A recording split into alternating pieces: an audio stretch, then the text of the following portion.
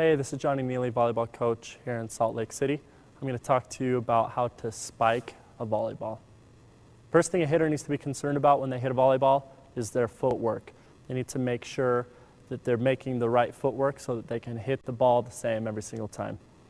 There are a couple different types of footwork in volleyball. There's a 3-step and 4-step approach.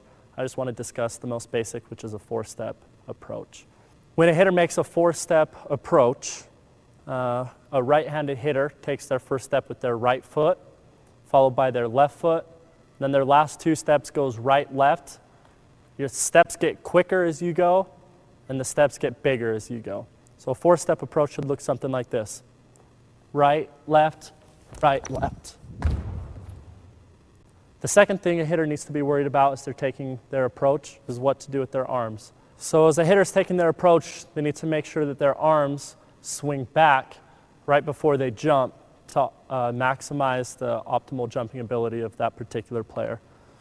When the players take their steps of their approach, the first 2 steps, they don't need to be doing anything with their arms. They can have their arms straight down by their side.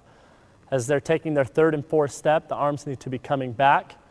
And on the 4th, the arms explode through as the player jumps. The arms should look something like this.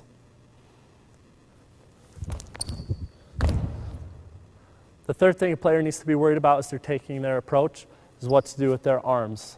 A lot of times we like to tell players to make their arms look like a bow and arrow. When a player makes a bow and arrow, we like to make sure that they have their offhand or their left hand for a right-handed hitter reach as high as they can, which again optimizes the amount of torque that the body can get. It's a good guide hand for your right hand as you're swinging through. So the bow and arrow, as you get up to take your approach, should look a little bit like this.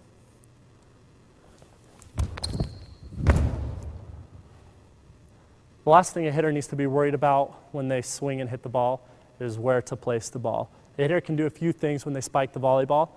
A lot of times a player will hit line, which is where they make their bow and arrow. You swing and you hit straight in front of your body or right down the line. Another thing a player can do is make their bow and arrow and hit cross court, which means they're cutting the ball away from their body. This is Johnny Neely, volleyball coach here in Salt Lake City. I just talked to you about how to spike a volleyball.